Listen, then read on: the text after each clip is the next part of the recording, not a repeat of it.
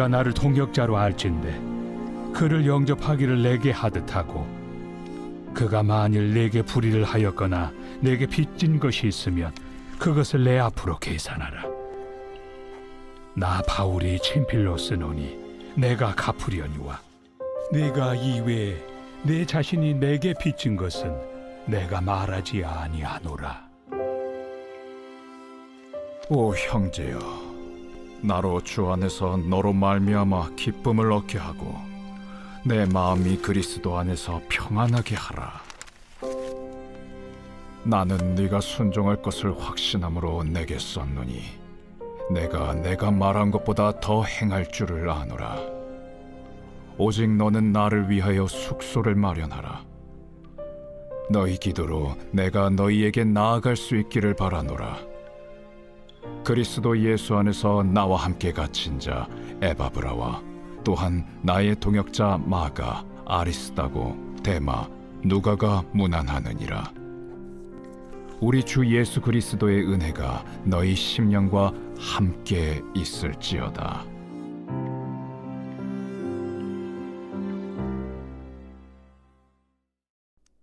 할렐루야. 오늘 하나님의 말씀은 빌레몬서 1장 17절부터 25절까지 말씀입니다. 오늘 말씀의 제목은 내가 다 책임질게입니다. 미국의 어느 조그마한 주에서 있었던 일이라고 하는데요.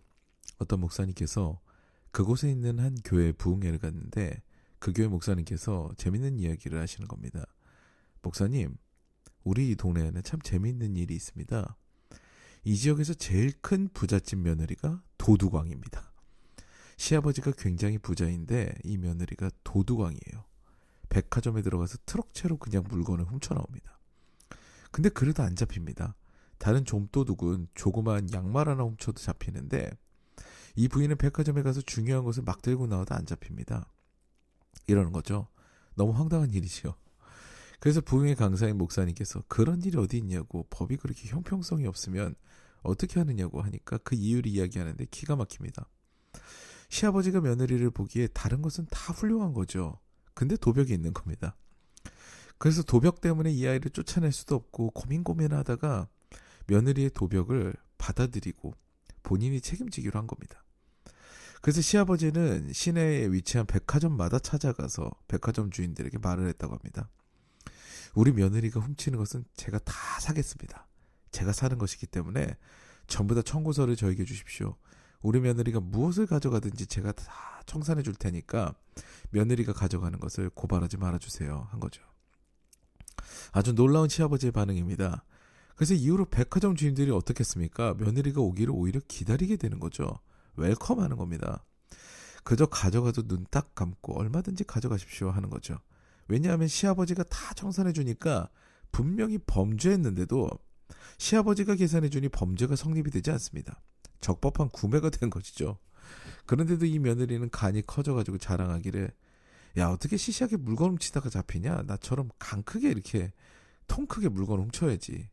그래야 안 잡히는 거야. 뭐 이런 말을 하고 다녔던 거예요. 보다 못한 어떤 백화점의 매니저가 어느 날은 그 며느리를 부릅니다.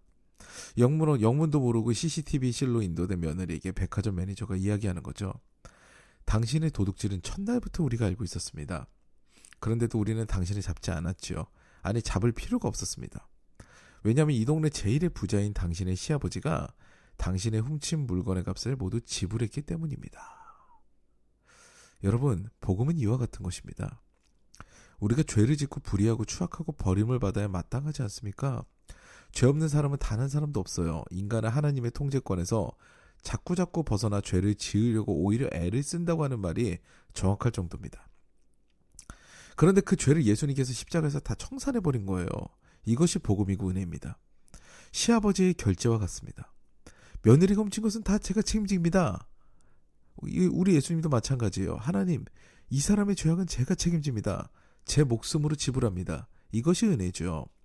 죄가 없으신 예수님께서 제 죄입니다 라고 십자가를 대신 지신 것이 우리에게 베풀어진 놀라운 구속사의 그런 일입니다. 오늘 말씀을 보면 사도 바울이 빌레몬에게 권면하는 내용이 등장합니다.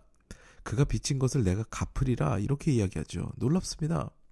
하나님의 사도이자 신약 성경의 절반을 집필한 존귀한 사도 바울이 고작 노예에 불과한 오네시모를 위해서 대신 책임지겠다는 서약을 합니다. 근데 이것이 이상한 일은 아닙니다. 주님의 구속의 은혜를 깊이 경험한 사람은요, 내가 책임지는 것을 손해라고 생각하지 않습니다. 받은 은혜를 그저 베푸는 것이라고 생각하죠. 우리는 이미 감당할 수 없는 은혜를 받았습니다. 우리가 우리 주변의 어려운 이웃들의 삶을 책임지는 것은 그저 그 은혜를 나누는 것에 불과합니다. 사랑하는 여러분, 12월은 한 해를 마무리하면서 다음 한 해를 준비하는 시기입니다.